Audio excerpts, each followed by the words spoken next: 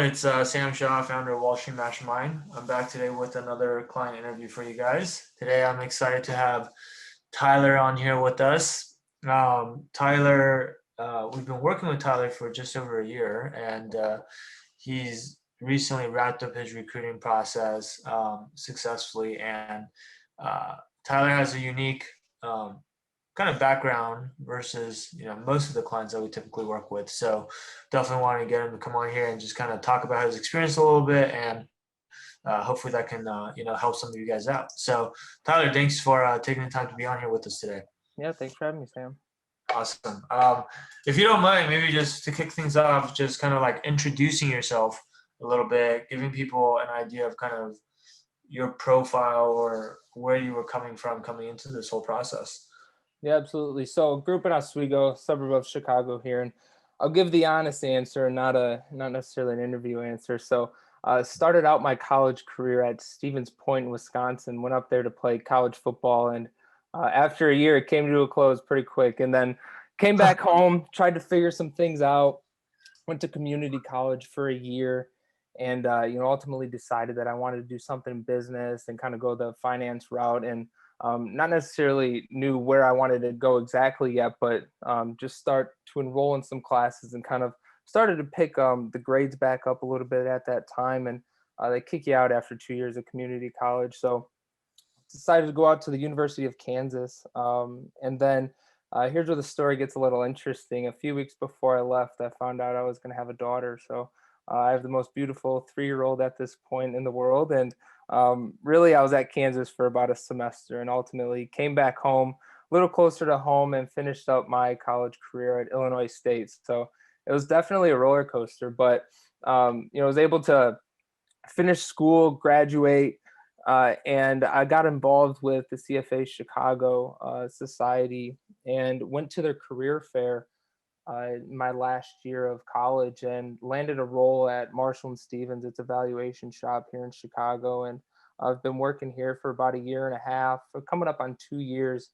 And about a year into my role, I realized that I was doing, back end of work of M&A transactions and doing some valuations to come up with equity values in companies to buy or sell interest and to raise money in some instances. But I really found that it's much more exciting to be directly part of these deals and kind of be a supporting cast. And so that's kind of when I decided that I wanted to make a shift into banking. I was kind of seeing a lot of these deals from afar, and I realized that it was much more exciting to be directly a part of them.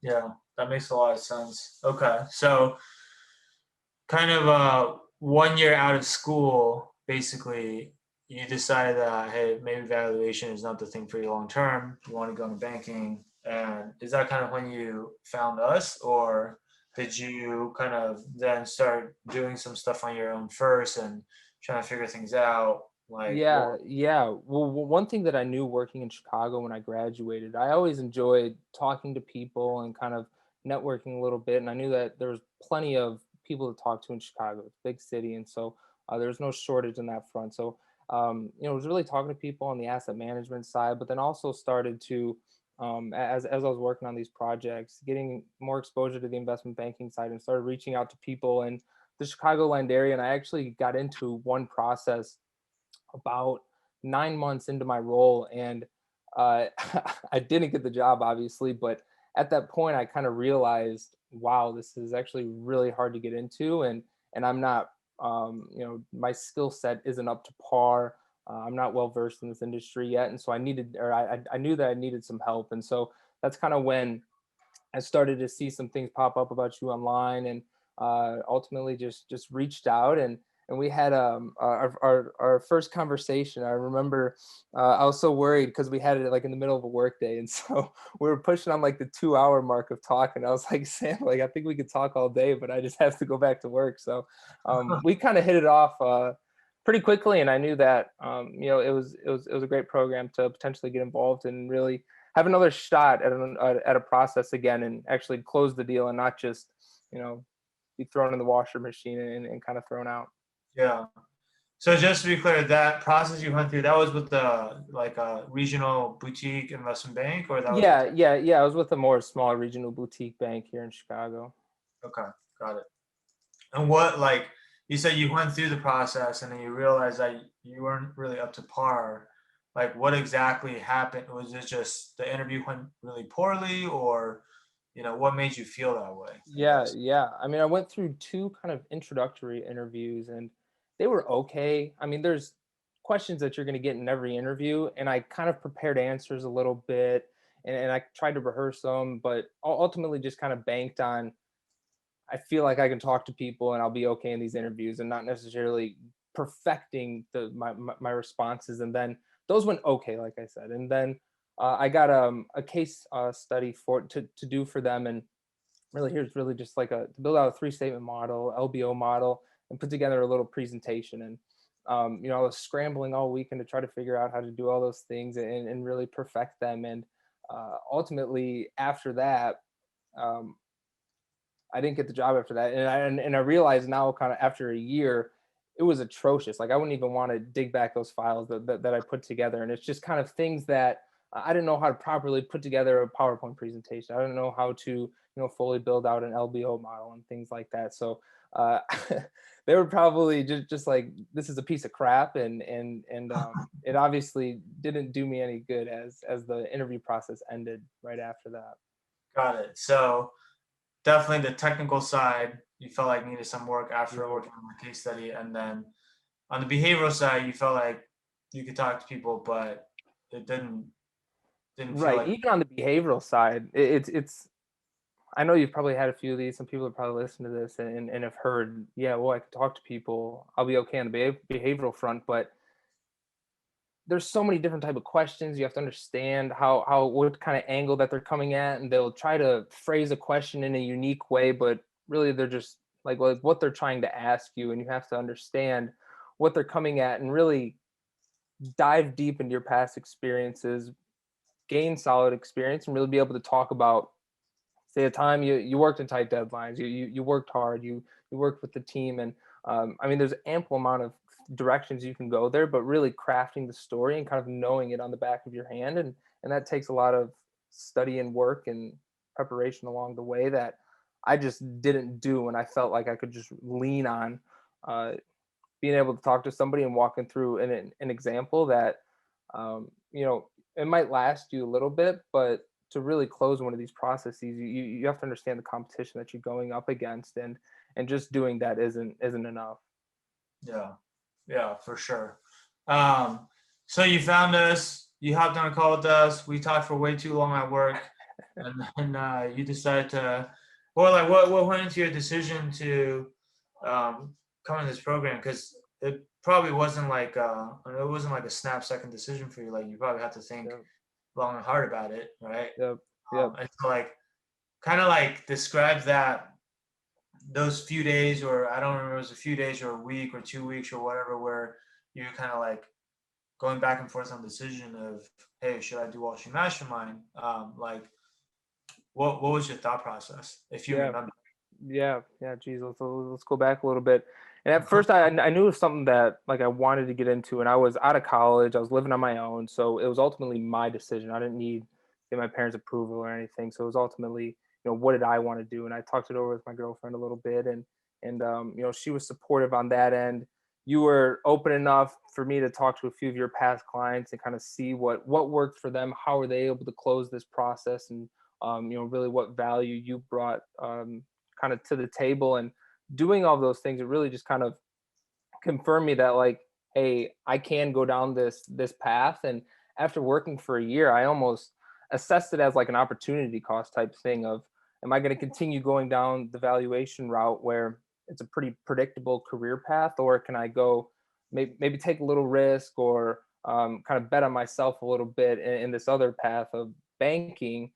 Wow, and look at all the type of things that could happen in that industry, whether it's you're a banker for life, or different pathways that can kind of open up after that. And so you know I really thought of it as there was minimal risk coming into it, and an unlimited upside potential coming out of it. And so um, I would say those are good bets to try to try to enter into. Yeah, no, I mean that's a great point. So basically, you treated this decision as an investment decision, Right. which is really what it is. And with any investment, you evaluate the risk and the reward, and you only invest if the rewards far outweigh the risk. Exactly. Got it. Exactly. That makes sense. So then you came in to the program. Like I said, that was maybe a year ago. So walk us through what's been happening over the last year. Like Yeah. what you've been up to. Just Yeah. give us the DL. Yeah, so I think when I told you that I got an offer, it was at the end of February, and I was like, I think it was right around this time last year is when I signed up. And you said the 28th is when I signed up. Yeah. So that was a completely different world that we lived in than we do now. So basically started was going to class, doing some of the things that you were teaching, technical, behavioral, resume cover letter, kind of putting all these things together, and obviously COVID hit and it shook a lot of things up. And to be honest with you, that was probably one of the best things that could have ever happened to me. Lateraling into banking gave me a lot more flexibility in my day, a lot more easier opportunities to network and whatnot. But so that was kind of looking back a benefit that happened. But on the flip side of that, also everybody froze the recruiting process at that point. So I kind of saw it as an opportunity that you helped me get. I worked a remote internship during that really first 3 months of the lockdown last year, where I worked it on top of my job at Marshall and Stevens. So kind of like a morning, nights, and weekend type thing. Yeah. People there were willing to be flexible with me and kind of allow me to operate outside of that. But it was more with a buy side advisor. And so I was able to take a deeper dive into LBO models. I was able to work on some presentations and put those together and really build up my resume and experience level, to one, have better examples in interviews, but also on paper look better, presenting to employers and companies out there. So that certainly helped. And then that was put in about June, and it was still pretty choppy time there. And so within those next few months, I started saying, all right, I think people are getting a little bit better footing on them, and started reaching out, networking. Like I said, I was working a job, so I didn't want to like overwhelm myself. So I was pretty consistent day in and day out, sending, I don't know, at the beginning, it was probably 10 to 20 emails a day. You get fair response, or I guess people responding and setting up calls. One thing I found, people are really willing to do that. People are pretty nice and they're open to help you out a little bit. So things were going good, but I kind of found some people in two buckets at that time. One, uh, they're still froze on hiring, and then another one was people are slammed. And so seeing that, I saw this as an opportunity. I was like, all right, well, people are going to be hiring, and so that kind of I'd say average reach out obviously wasn't getting it done. And so kind of towards the end of 2020 into the beginning of this year, one, I was kind of tired of just doing this casual network reach out. I was like, how long can this possibly drag out for? And I was like, I'm just going to slam it at the wall and let's figure out what happens. So I started sending out 40, 50 emails a day. And I had about a month of overwhelming networking calls where it was just nonstop throughout a work day and kind of weekends. And I was just calling people all the time. And really, it was almost like it's like you have to step up to the plate a little bit and just get reps and get at bats and just start throwing a lot of things at the wall. And so ultimately coming out of that, I knew that this was probably my not the last opportunity to close one of these processes, but I was getting to the end of it. And I thought, if I couldn't close one of these, like when am I really going to do it? And so I was pretty active in three processes over this past 2 months, and luckily one closed a few weeks ago and got an offer. Got it. Okay. Um, so a lot of good stuff there. But to just recap, Yep. you joined the program literally probably a week before COVID started. So there's that. Perfect timing. Yeah, so that was unplanned. I guess you kind of obviously that was tough in the beginning because there's a lot of uncertainty in the markets and Yep. nobody knew what was going on and people weren't really hiring. But you kind of also took advantage of the situation and um, used the opportunity to basically work from home, which allows you to take on an extra internship that you would not have been able to take on otherwise. And Yep. you use that to beef up your experience, even though, uh, yeah, like even though you were already working a valuation job, but just to get like even more direct exposure to, Yep. I guess, transaction work or like, working on, like you said, building LBO models and things like that. Yep. Right. So I thought that's really cool because you got really resourceful there, and just kind of uh, made the most out of the situation, right?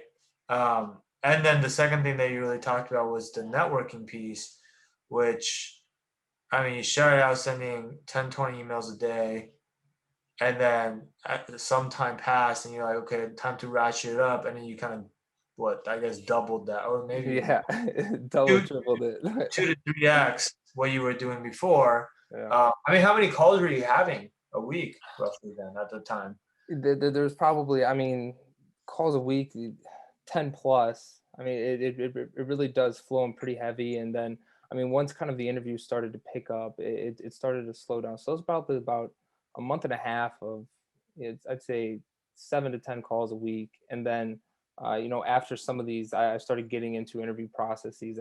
I obviously couldn't and didn't feel the need to keep that high pace of email reach out and really focus on some of these interview processes um and but then it was just more interviews all the time. And what I found throughout this time as well is people are interviewing a lot more. Super days are a little more extensive than I guess typically. And one, it's because they want to make sure you're a fit, but also it's remote. It's hard to assess somebody over a computer, and so they're trying to get as many touch points as possible, and get as many data points to ultimately make a decision. And the one that I landed, it was a good month and a half of calls pretty much every week, and a few case studies and presenting those case studies, and then going through more interviews and whatnot. So it was um it was a lot in a short period of time. You say you interview with them for 1.5 months Pretty much, yeah. on every single week. So like for like 6. Um, I I I wouldn't say every week, but sometimes it was. I mean, pretty close though. Yeah, Okay, got it. That's a lot. So how many it interviews was. total did you have to do with them? I'd say around 10 Wow. ish, 8, 9, 10, somewhere in that range. Okay, got it. And some of those interviews were just standard like behavioral interview, technical interviews, and then you said you also have to do multiple case studies. Yeah, yeah. So it kicked off with just a typical hey introductory email. Another one got more into technicals. Another one got a little more behavioral side. And then I had a case study, a modeling exercise, and then do a little methodology approaches as well, or evaluation methodology approaches, and then put a presentation together as well. So those over, I guess I call those two different case studies, but it was over the same weekend. And then after that, um, one follow up call, and then a super day. So it was super day was 5 interviews. So you kind of put all those together. It adds up pretty quick. Yeah. Okay. Um, and so, I mean, how did like what did you do inside of Wall Street Mastermind? How did that, kind of impact the outcome for you? Like, Yeah.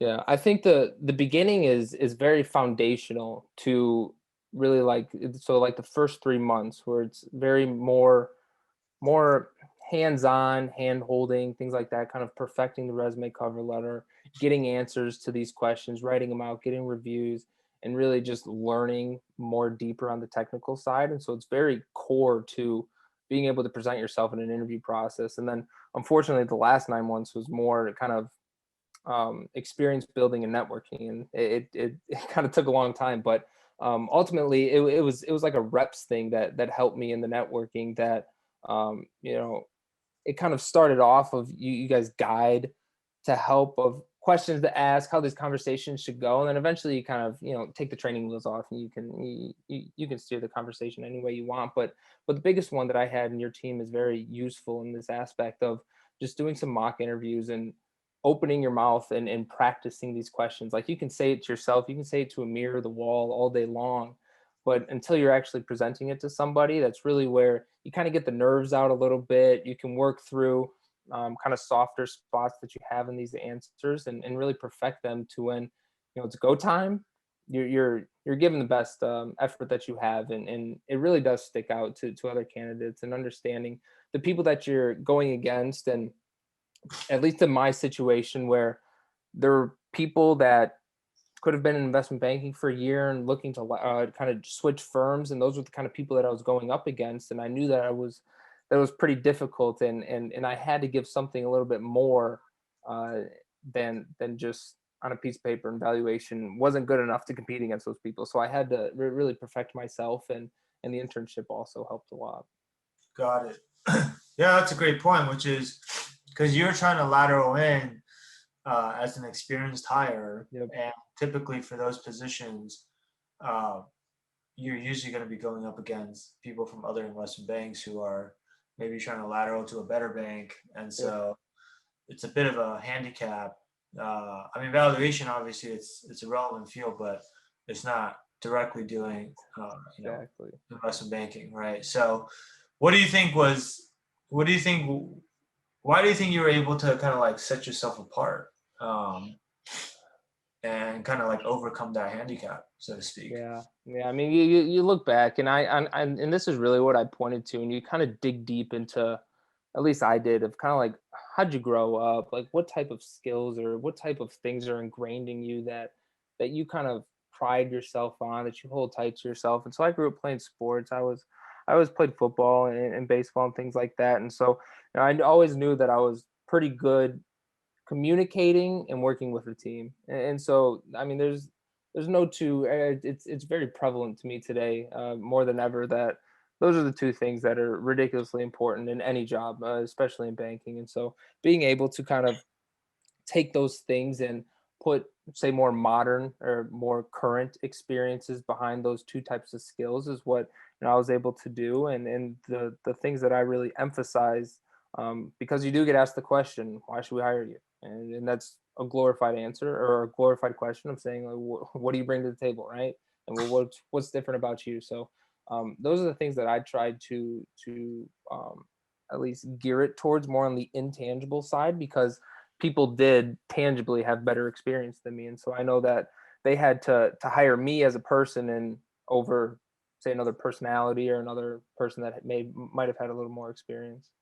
Yeah, that's a great point. So, I mean, you mentioned the intangibles, but essentially, it sounds like what it really came down to is obviously your technical skills have to be on point. You got to Yep. show that you can do the job just as well as these other banking analysts, which is where those case studies come in and building those models and making those presentations. And I think obviously you have to prove yourself there, but Yep. perhaps even more importantly, on the behavioral side is where you really have to set yourself apart, because chances are, like, the models that you were able to build and the presentations that you made, those other analysts that are already in banking that you're competing against, they also knew how to do that. So that's probably not at least not the primary reason why you got hired over them. Exactly. Exactly. Primary, like, where you can really set yourself apart is how you tell your story, and Yep. like kind of how you highlight your strengths relative to other people.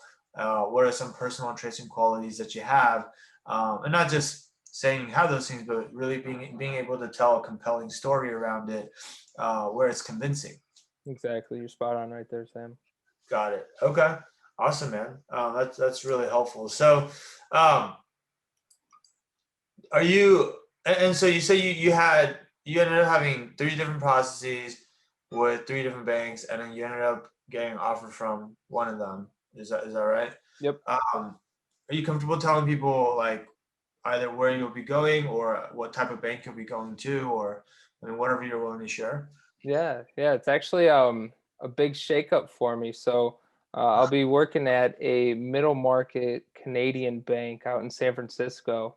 I know there's a lot of debate on if that's the best place to move to right now, but at the end of the month here, where we're in March 2021, I'll be moving out to San Francisco, and actually, quite surprisingly, they're in an office, so I'll be able to kind of get the more traditional experience in banking, and I actually personally think it might be a net benefit to me, although it is kind of the pain to get out of the hibernation of being at home for the last year. But I think it does help the learning, especially in those first couple years. And Right. I can have somebody sit next to me. I can have a managing director in the office. I can do those Yeah. things. So I'm excited about it. It's a Yeah.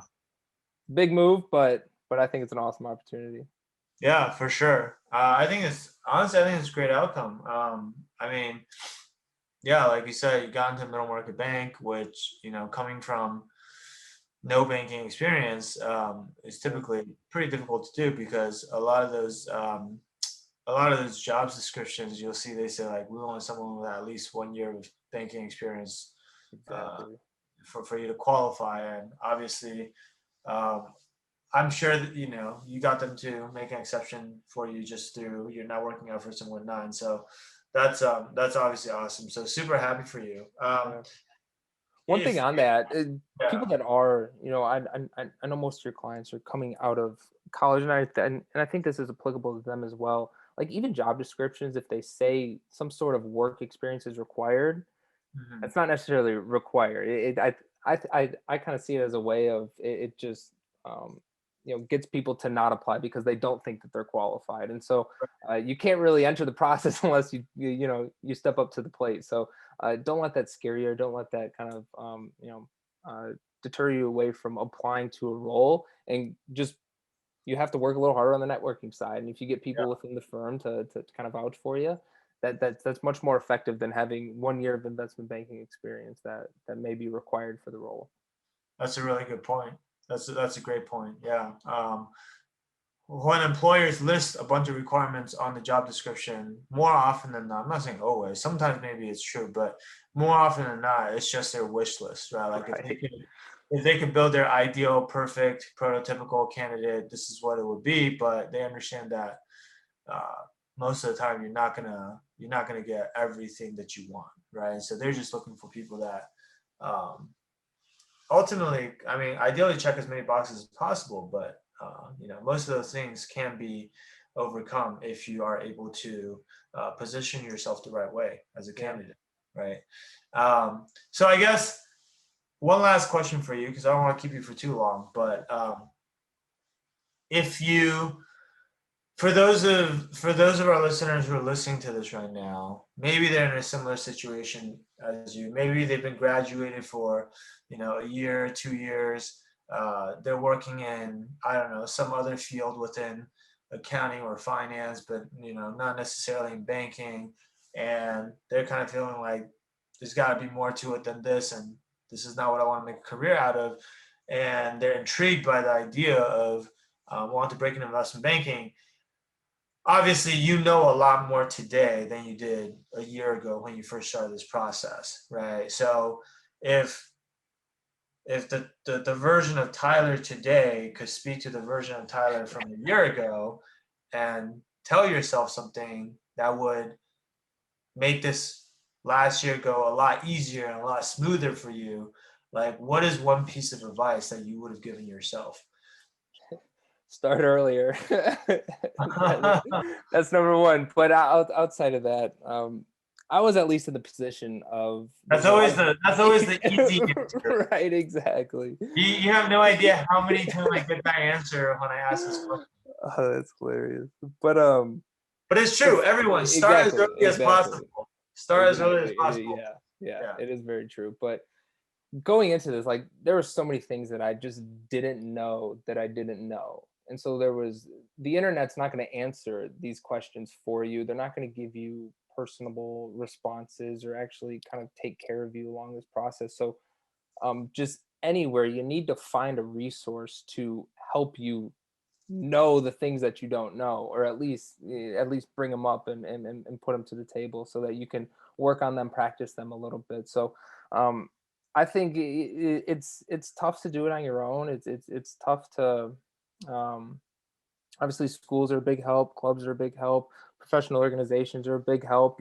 I put you in the bucket of a professional organization, so you need help somewhere, in my opinion, because like I've said, the talent pool is pretty competitive, and it's not easy to stand up against some of these people that are in this industry, because it's pretty darn good. It attracts some of the best talent out there. So you have to separate yourself some way, somehow, and really think about it and practice at it and work at it. And if there's anything, like, focus, like, check the boxes. You have to check the boxes, otherwise you'll be kicked out. But like, network with people, whether you just forever, right? I mean, outside of just the one, say, year for me to get into it, like, this is more of like a lifelong journey that I see this is going on. And I kind of credit to you a little bit, and you've set me on a pretty cool path for the rest of my life. And I'd like to think of, the next 40 years, and not just the next 2 years that aren't going to be so fun, but going to learn a ton, and it's going to set up a lot of things going down the road.